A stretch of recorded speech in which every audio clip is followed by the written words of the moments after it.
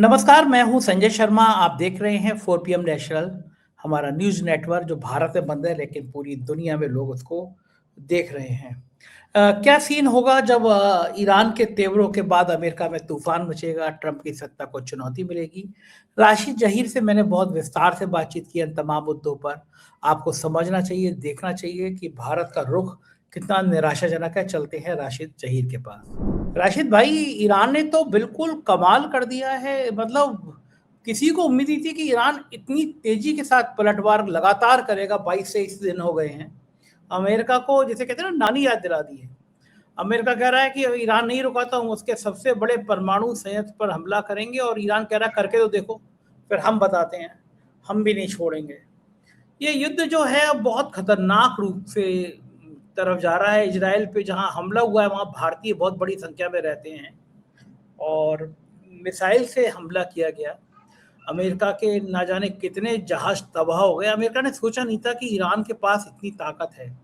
ये युद्ध किस तरफ जाता हुआ नजर आ रहा है आपको? विजय किसकी होगी? ईरान की, इजराइल की, अमेरिका की, या ईरान वो करके दिखा देगा जो दुनिया में किसी ने सोचा नहीं? आप बहुत ज़्यादा स्टडी करते रहते हैं, इसलिए मैंने आज आपको तकलीफ दी कि क्या लग रहा है आपको आने वाले टाइम में क्या होगा? सर, विजय की बात तो यह है कि नेतन्याहू या अमेरिका इस बात की अपनी पीठ थपथपाता रहे कि विजय मिल जाएगी, लेकिन ईश्वर ना करे इसके अंदर इंसानियत का बहुत बड़ा लॉस होने जा रहा है। आपने अभी कहा कि उनके परमाणु क्षेत्र पर हमला करने की बात है।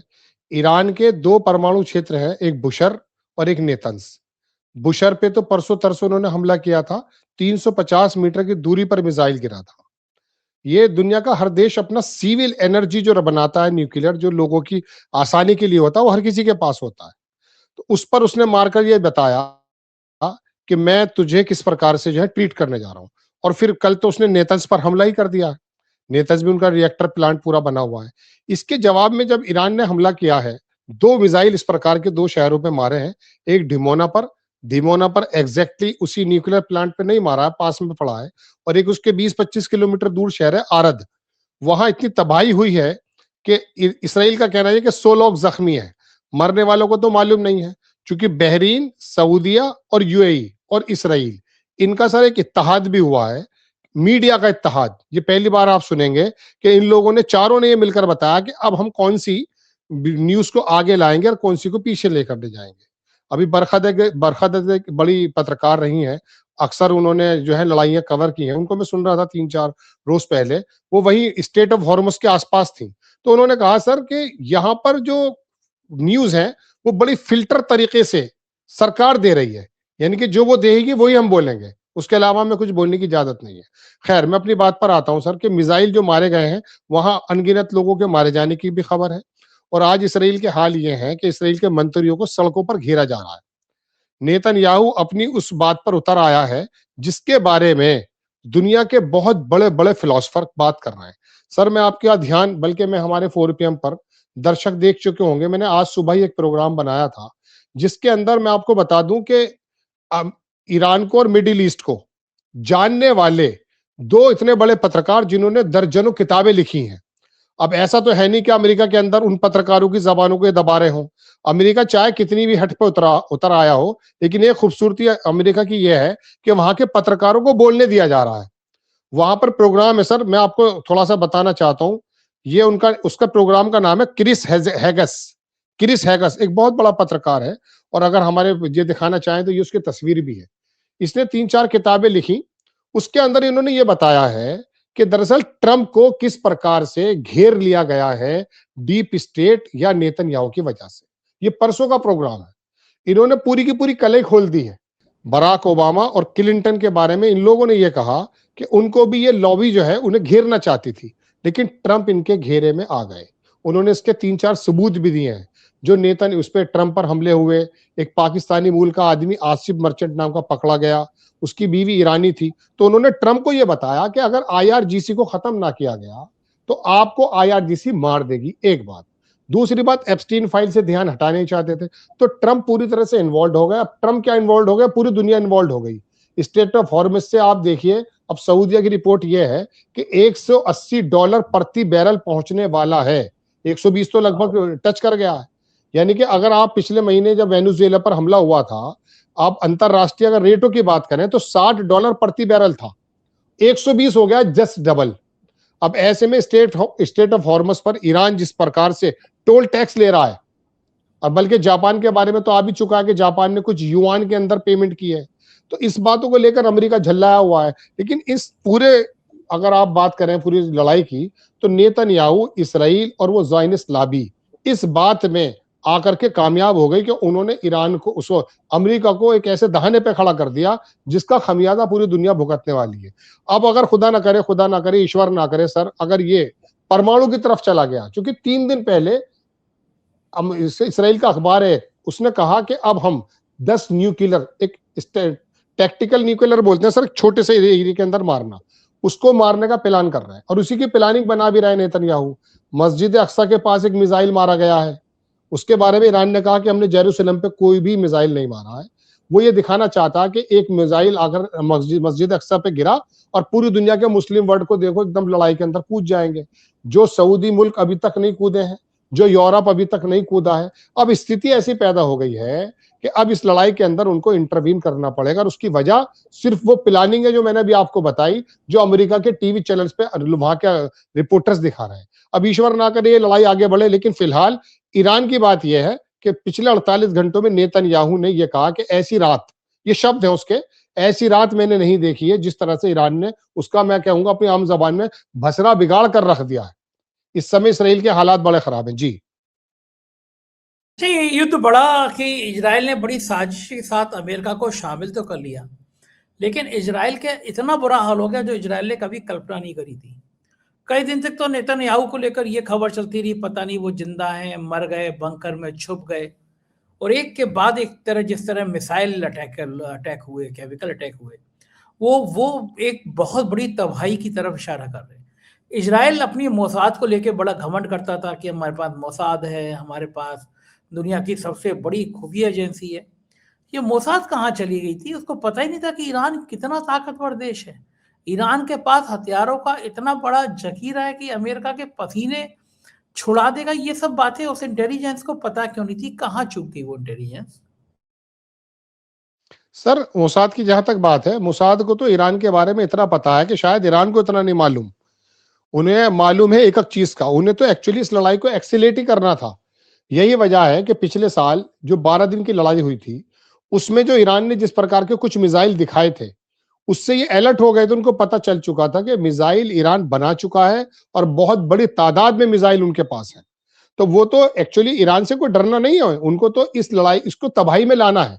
देखिए ईरान को वो लगभग लगभग बहुत बुरी तरीके से हर्ट कर चुके हैं। इसराइल के अंदर बहुत बड़ी तबाही है।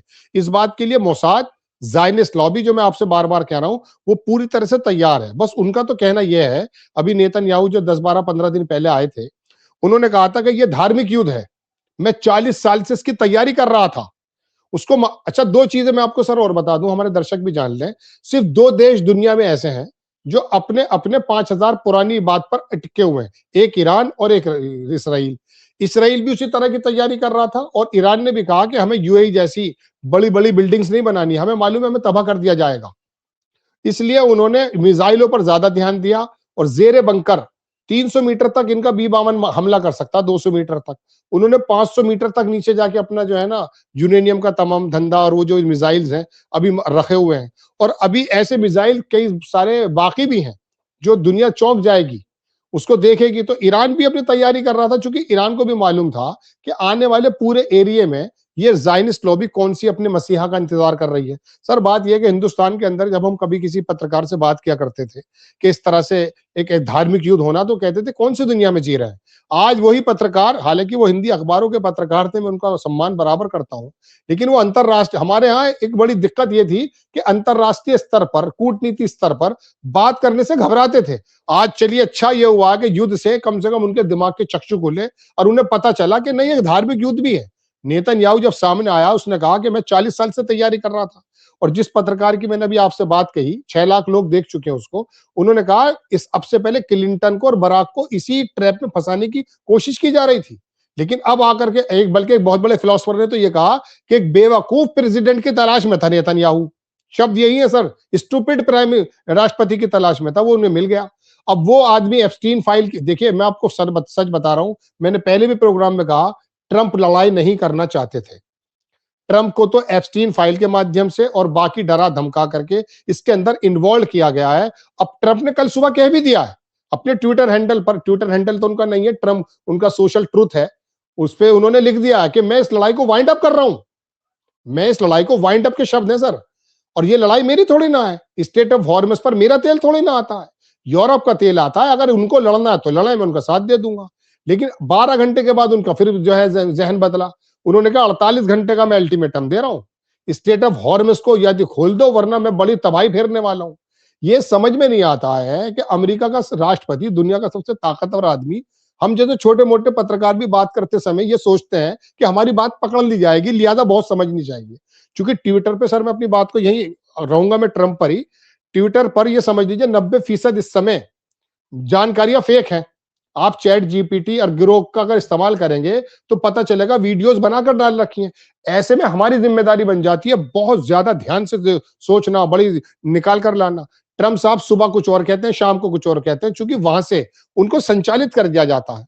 एक बात मैं आपसे और कहूं कि एप्स्टीन फाइल की, हालांकि 2006 से पहले ट्रंप का ताल्लुक नहीं, बाद में ताल्लुक नहीं रहा एप्स्टीन से, जेफरी एप्स्टीन से।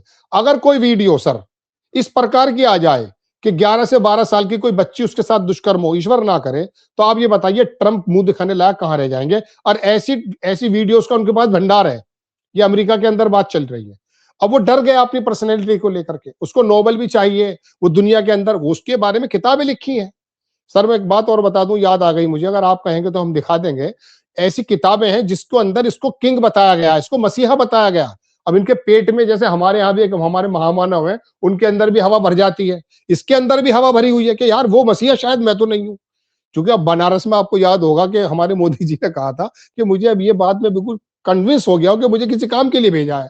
यहूदी जो लॉबी है उन्होंने दरअसल ट्रंप को ये बता दिया कि आप तो वही मसीहा हो जो है थर्ड टेम्पल बनवाएगा। तो लड़ाइयां अब सर वहीं पर जा रही हैं जहां पर हमारे भारतीय पत्रकार जो बेचारे हिंदी अखबार में लिखा करते थे, मैं उनको बहुत सम्मान के साथ कह रहा हूं, जब उनसे कहता था कहते यार कौन से युग की बात कर रहे हो, वो युग सर आ गया। लेकिन आपकी हमारी चिंता अपने देश को लेकर है, हमारे लोगों को लेकर है, इंसानों को लेकर है। हम नहीं चाहते कि बुशर जो ईरान के अंदर पावर रिएक्टर प्लांट है उस पर जो हमला किया गया सर, अगर उसको हम मैप में दिखाएं तो वो तेहरान से 1200 किलोमीटर है, लेकिन वो उनका कोस्टल लाइन के पास में कतर को, कुवैत को कवर करता है। अगर वहां पर ताबनाकी फैल गई, वहां पर रेजेस आ गई, तो आप ये समझ लीजिए कि लोगों के फेफड़े फट जाएंगे, खून निकल आएगा। अभी समझते नहीं है दुनिया, हिरोशिमा नागासाकी को सुना है हमने, जब 2 लाख टेम्परेचर बन जाता तो सब कुछ लावा बन जाता है। तो ऐसी जगह पर लड़ाई पहुंच गई है। मैं बड़ी तकलीफ के साथ आपके सामने बयान कर रहा हूं, और उसका वाहिद जिम्मेदार इस वक्त नेतन्याहू और इसराइली लॉबी है। लेकिन ईरान ऐसी कमर बांध कर आया सर इस बार, ईरान के किसी भी दुनिया के किसी रिपोर्टर ने अभी तक ये बात नहीं कही है कि ईरान के किसी स्टेटमेंट से ये लगा हो कि वो थोड़ा सा भी मुच गया है, थोड़ा सा भी दब गया है, और वो जो बात बोल रहा है सर उसको दूसरे दिन वो कर देता है। वो इनकी तरह नहीं है। वो कहता है कि अभी जैसे धमकी मिली है और ट्रंप ने कहा कि मैं सारे एनर्जी सेक्टर को बिगाड़ कर रख दूंगा। उसने कहा अगर आप मेरा ये काम करेंगे तो मैं पूरे के पूरे जो मिडिल ईस्ट है, दुबई में they can't survive without electricity, वो नहीं रह सकते सर, उनके केबिन बने हुए हैं। वहां की अगर इलेक्ट्रिसिटी, वहां की पानी का निजाम अगर बर्बाद कर दिया गया तो आप यकीन मानिए मिडिल ईस्ट में पूरी जगह तबाही फैल जाएगी। और हमारे यहाँ ईरान हमसे कुछ ज्यादा दूर नहीं है। ईरान पर ईश्वर ना करे अगर कोई हमला होता है, अब दिल्ली में बैठ के हम ये सोचने लगे वो तो बहुत दूर की बात है, नहीं, अभी तो सिर्फ सिलेंडर पे हाहाकार मच रहा है। ईश्वर ना करे अगर यहाँ हमले इस प्रकार के होने शुरू हो गए तो ये समझ लीजिए कि वो असर हमारे पास भी आएंगे। ये मौका बहुत ही ज्यादा क्रूशल है। ऐसे समय में भारत को 140 करोड़ लोगों की जनता का प्रतिनिधित्व करने वाले मोदी जी जिस तरह की बात करते थे, दुनिया उनकी तरफ देख रही थी, लेकिन पता नहीं क्या हो गया। हाथी के जो है ना कान बड़े हो जाते हैं तो शरीर नजर नहीं आता सर। इनको मालूम ही नहीं है कि भारत है क्या। आप नो डाउट 10-11 साल से आए हैं, लेकिन भारत के बारे में आप दुनिया के बारे में जानकारी तो करें। हमने उस समय दुनिया को वो राह दिखाई है गुट निरपेक्षता की, जब दुनिया बटी हुई थी 2 धड़ों में। आप आगे आकर बात करें। जब ईरान हमारे सिंदूर ऑपरेशन में बात कर सकता तो आगे आकर बात करनी चाहिए। लेकिन यहां तो बात क्या चल रही है, यहां तो अमित शाह की दूसरी प्लानिंग चल रही है। यहाँ तो योगी आदित्यनाथ को हटाने की। मुझे तो कभी कभी लगता है कि नीतीश वाला मसला कब खत्म होगा। नीतीश की सरकार, अभी तक हमारे लोग बाजी नहीं आ पा रहे हैं। हमारी सरकारें सिर्फ इस चक्कर में है कि किस प्रकार से विपक्ष के नेताओं के मोबाइल बंद किए जाए, न्यूज चैनल बंद किए जाए, यूट्यूबर्स को बंद किया जाए। अरे भैया, इससे बड़ा मसला है भाई, दुनिया हमारी तरफ देख रही होगी, आप बात करें, वरना अभी सिलेंडर के लिए लोग आए हुए हैं, पता नहीं किस चीज को लेकर शहर में आ जाए, सड़कों पे आ जाए लोग। जी राशिद भाई, आपने कहा कि एप्स्टीन फाइल एक बड़ा मुद्दा है। हमारे यहाँ बड़ी सामान्य भाषा में कहा जाता है कि आदमी बड़ा छिछोरा है, यानी बड़ा सड़क वाला टाइप का स्तरहीन आदमी है। एप्स्टीन फाइल को लेकर बड़े देश के राष्ट्रपति शब्दों का इस्तेमाल नहीं करना चाहिए, लेकिन ट्रम्प छिचोरी हैं। जिन बच्चियों के संग फोटो आ गए, नरबख्शी है। तो जो आप हमारे नवरात्रि चल रहे हैं, 12-13 साल की तक की बच्चियों के पैर छूते हैं, हम मानते हैं कि देवी हैं इनमें, ईश्वर है इनमें, और वो 10-12 साल की बच्चियों को शरीर नोच रहा है, खसोट रहा है। तो ऐसे छिछोरे आदमी को तो क्या फर्क पड़ेगा कि उसकी इज्जत तार तार है। लेकिन हाँ, ये बात है कि आपकी बात सही है कि ट्रम्प को ये डर होगा कि अगर वो वीडियो आ गए तो शायद अमेरिका में विद्रोह हो जाएगा। और अमेरिका के इतिहास में अमेरिका कहता है हम बहुत बड़े राष्ट्र हैं, हम बहुत बड़े ताकतवर हैं। इतना स्तरहीन राष्ट्रपति कोई आया नहीं है जिसने अमेरिका की इज्जत इतनी गिरवा दी। लोग उसको जोकर की तरह इस्तेमाल कर बात कह रहे हैं कि जोकर है, आज कुछ कहता है कल कुछ और कहता है। अमेरिका के बहुत सारे जहाज गिरा दिया ईरान ने।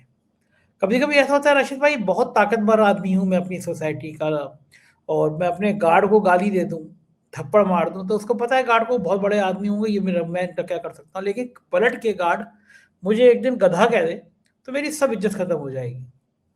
अमेरिका को भी यही ईरान था कि गुमान था कि ईरान तो छोटा सा मुल्क है, और ईरान ने बैंड बजा दी। अमेरिका के अंदर भी जो आर्थिक तूफान आया हुआ है, जहाज गिरने के बाद उनकी इकोनॉमी बर्बाद हो रही है। आपको लगता है कहीं ऐसा ना हो कि अमेरिका के लोग ही ट्रम्प का बोरिया बिस्तर बांध दें वहां पे किसी से? मैंने सर कहा कि अमेरिका के लोग जो हैं वाकई वो बड़े लोकतंत्र में विश्वास करने वाले हैं, और उनका जो फेडरल सिस्टम है उसकी दुनिया में मिसाल दी जाती है। दुनिया का सबसे बड़ा पुराना लोकतंत्र है। और अमेरिका के लोग हमारे यहाँ नहीं है कि डरा दिया जा रहा है और बंद कर दिया जा रहा है, और पाकिस्तान की तरह बिल्कुल जो है इमरान खान के खिलाफ कोई प्रदर्शन नहीं हो सकता, उसके पक्ष में नहीं हो सकता। वहां के लोग सड़कों पर आ रहे हैं, कई शहरों के लोग आ चुके हैं। और आने वाले वक्त में अगर ट्रम्प की एप्स्टीन फाइल और ये ईरान का जो मसला अगर नहीं संभलता, तो ये जो महंगाई है वो बड़ी डीपली उसकी निगाह रखते हैं। उनको मालूम है अब पूरी दुनिया के अंदर तमाम जो देश हैं उसके सरबराह इस बात को एहसास कर गए हैं कि यूरोप को और अमेरिका को इस लड़ाई में घसीटने वाले दरअसल इसराइल है। और ये बातें चल रही हैं, और यूरोप ने इस बात को कहा भी है, अमेरिका के लोग भी कह रहे हैं। और जिस दिन ये जो है ट्रम्प साहब के अगर ये काले छिट्टे सामने आ जाते हैं, तो उस वक्त तो समझ लीजिए बवाल ही आ जाएगा। ऐसा नहीं है कि हमारे यहाँ हेलीकॉप्टर की खबर हुई थी, गुजरात में खबर हुई थी, मैं बार बार इशारों का नारों में मुझे बात करनी पड़ रही है और सब कुछ जो है शांत हो जाता है। नहीं नहीं, वहां ऐसा नहीं है। वहां बोलने की आजादी आज भी है। मैं जिस लोग रिपोर्टर्स की बात आपसे कर रहा हूं, बराबर टकर कार्लसन की हत्या के बारे में बात हो चुकी है। 3 बार वो समझा चुका ट्रम्प को, 3 बार उसने पॉडकास्ट किया और उसने कहा सर ये आप गलत कर रहे हैं। उसकी हत्या, उसके बल्कि ऊपर एलिगेशन लगाए जा रहे हैं। बल्कि ट्रम्प की जो एक डायरेक्टर था उसका, मैं कह सकता हूं एक उसका काउंटर टेररिज्म का, उसने अभी परसों तरसों इस्तीफा दिया है। तुलसी गैबर्ड उसको लेकर के गई, तो उसने कहा कि कोई भी ऐसा इमिनेंट थ्रेट ईरान की तरफ से नहीं है जो झूठ बोला जा रहा है। और उसने बाकायदा कहा कि ये लड़ाई दरअसल इसराइल की है, जो धार्मिक लड़ाई है उसमें अब तो अमेरिका के लोग देख रहे हैं इस बात को। और इसमें भी कोई दो राय नहीं कि जिस दिन भी ये कुछ फाइल, क्योंकि ये फाइल जो है ना, ये सर उन्हीं के कब्जे कुदरत में है। जो मैं आपको बता रहा हूँ कि वो ज़ायनिस्ट लॉबी एक जमाने से काम करते हैं। वो आज का काम आज नहीं करते, 2015 से काम चल रहा था। जब 2016 में ट्रम्प आए थे, 2015 में ही जो है उनको ट्रैप कर लिया गया था। तो ये सरकारों का आना जाना, मैंने एक बार 4PM पे प्रोग्राम बनाया था कि क्या आप लोग ऐसा सोचते हैं कि हम चुनते हैं सरकार? सरकार तो वाकई वोट से हम चुनते हैं, लेकिन जो आसपास का माहौल बनाया जाता है ना, पुलवामा से और सिंदूर से और दुनिया भर की एक्टिविटीज से, और एक बार दिल्ली में एक बूढ़ा आदमी आया था महाराष्ट्र का, उसने आकर के हंगामा करा था, ये सब कुछ प्री प्लान होता। आप कहाँ चले गए? वो सारे एनजीओ, सारा मीडिया, दुनिया का जो मेन स्ट्रीम मीडिया चल रहा है, ये एक टाइम पर आकर एक्सीलेट करता है उनके इशारे पर। तो उनको मालूम है कि एप्स्टीन फाइल कब आनी है कब नहीं आनी, तो इसी वजह से परेशान भी हैं। लेकिन अमेरिका के लोग सड़कों पर आ रहे हैं और आने शुरू हो चुके हैं, बातें चल रही हैं। इसराइल के लोगों को बता नहीं रहे हैं। वहां पर एक कानून बना दिया गया है सर कि कोई भी वीडियो जारी नहीं करेगा, कोई भी न्यूज नहीं देगा, वरना इसराइल के हालात अगर कोई देखे तो दुनिया समझ जाएगी कि ईरान ने इस वक्त उसका कैसा भरता निकाल दिया है। मैं तो एक बात ये भी कहूंगा कि वाकई अमेरिका के लोग लोकतंत्र में हम भी विश्वास तो हम भी रखते हैं, लेकिन हमें जिस तरह से डराया धमकाया जा रहा है, तो उत्तर प्रदेश में तो ईद की नमाज में देखा सर हमने कि वहां पर जो है, अभी मैं देख रहा था एक दरोगा की वो मैनपुरी में धमकियां दे रहा है दाढ़ी वाले को। अमेरिका के अंदर ऐसा नहीं है, इंसाफ पसंद लोग हैं वो, और वो सड़कों पे आ रहे हैं और वो बैंड बजाकर रख देंगे इस पूरे निजाम की। लेकिन एक बात तय है सर कि अब ये निजाम बदलने वाला है। वो जो आप वर्ड ऑर्डर सुना करते थे ना, ये सब किताबी बातें हुआ करती थी, ये टूट रहा है निजाम। अब यहाँ चीन किस प्रकार से पूरा का पूरा मिडिल ईस्ट, पूरा यूरोप और वहां तक जो है अपनी बातों को फैला रहा है, थोड़े दिनों बाद देख लीजिएगा आप। इस लड़ाई से अमेरिका के तमाम रिपोर्टर, बुद्धिजीवी कह चुके हैं कि अमेरिका यहां पर घिर गया है। ट्रंप यहां पर घिर गया है। इस लड़ाई से वो बिना अपनी इज्जत दांव पे लगाए बिना और उसको छीने बिना वो वापस नहीं जाएगा, क्योंकि ईरान तो बहुत मजबूत स्थिति में है। उसको मालूम था कि कहां कहां क्या क्या होना है। स्टेट ऑफ हॉर्मुज की अगर स्ट्रेटेजी इनको पता चल जाए, जो कि उनकी है, क्योंकि ईरान के बहुत सारे बुद्धिजीवी बताते रहते हैं, हम देखते रहते हैं कि अंदाजा नहीं कर सकते। यहां पहले युद्ध हो चुका है सर, उसके अंदर जो है ना, ईरान का और इराक का जब युद्ध हुआ है, तो उसको जो है वो लोग स्टेट ऑफ हॉर्मुज की तो अब बात हम सुन रहे हैं, वहां पर शिपवारी कहा जाता था। वो उसके अंदर 350 जहाज खून, ये पानी लाल हो चुका था। अब भी ऐसी मौका आ रहा है, उन्होंने अपने बेड़े रवाना कर दिए, देखिए क्या होता है। लेकिन अमेरिका के लोग सजग हैं और वो आने वाले वक्त में शायद, मुझे उम्मीद यह है कि जैसे इस तरह से वो लोग सड़कों पर उतर आते हैं, ट्रंप को समझाने के लिए सड़कों पर जरूर उतरेंगे। जी बिल्कुल ठीक बात है। दुनिया बहुत खतरनाक मोड़ पर जाती हुई नजर आ रही है। बहुत बहुत शुक्रिया राशिद भाई, इतनी सारी बातें करने के लिए, थैंक यू। तो ये थे राशिद जहीर, और ईरान और अमेरिका के इस जंग के परिणाम क्या होंगे ये अब सीधा सीधा दिखने लगा है। ईरान वो करने जा रहा है जो किसी भी स्वाभिमानी मुल्क को करना चाहिए, और जाहिर है कि अब ईरान के तेवर पूरे अमेरिका और उनके चंपू दोस्त जितने हैं उनके लिए बहुत भारी पड़ने वाले हैं। कैसी लगी बातचीत बताइएगा जरूर। शुक्रिया, थैंक यू।